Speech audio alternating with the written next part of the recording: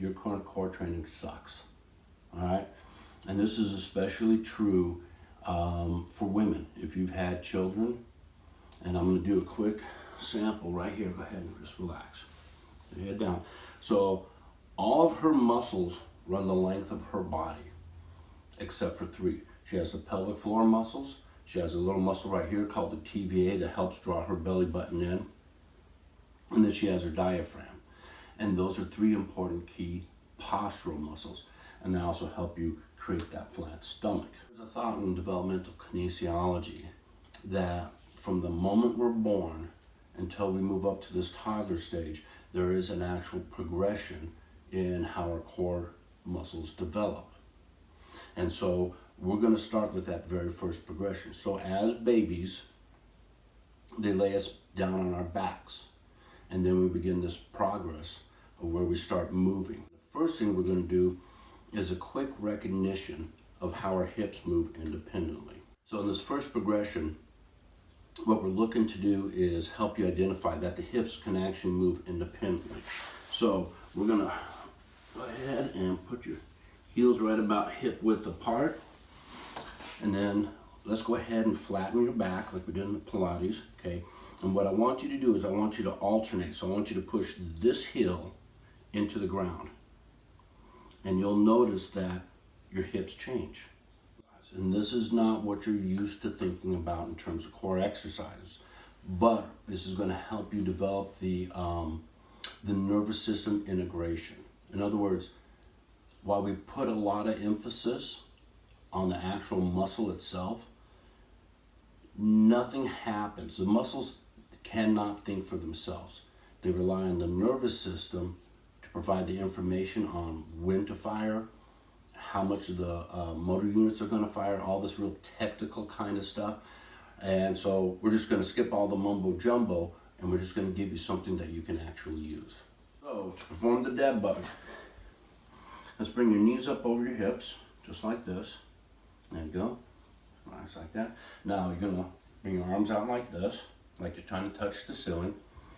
And let's tilt your hips back just a little bit so you're pressing your lower back into the mat. Now, what we're going to do is we're going to alternate leg and arm.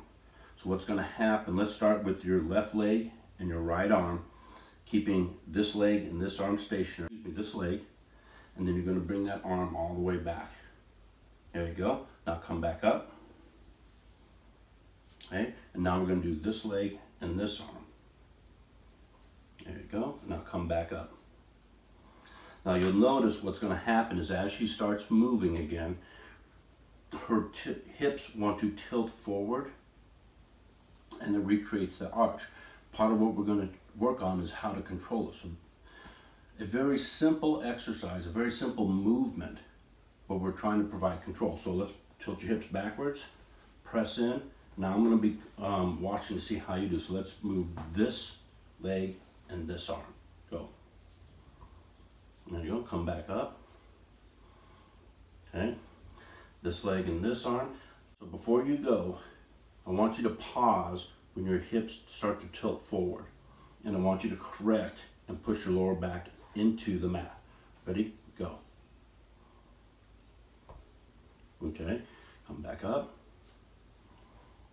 There you go. I'm going to try one more.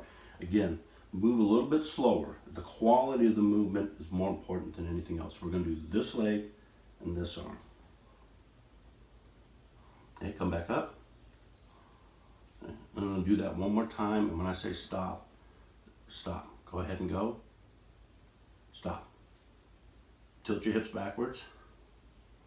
Okay, and continue. There you go. Come back up. There you go. Dead bugging. As far as what to do, how much, especially in movements like this, the quality of the repetition is more important than the total quantity. Go ahead and go back into a relaxed position. Should have done that earlier. Anyways, so the quality is more important. We are inputting information into your nervous system. And so if it's performed incorrectly, you're inputting the wrong information. We want to input the correct information. So slowing down the movement and making sure that your hips are staying stable is going to be an important key. We're only going to do 6 repetitions maximum. The reason being 6 is anything over 6 and it feels like we're more interested in counting the repetitions than we are in the quality of the repetitions. I actually prefer 3. So it'd be 3 on alternating arms and legs, 3 each. And then the real value comes in that you could do 2 sets of 3 in the morning. Then maybe sometime in the afternoon, do another 2 sets of 3. Then maybe just before dinner, do another 2 sets of 3. Again, what we're looking for is a quality of movement. Nice, slow, controlled. And learning this is the first step to the next progression. I would do this for at least a week until you felt like you had good control, not only of just moving alternating arms and legs, but also as you made a movement that you're able to keep your hips tilted, pressed into the mat.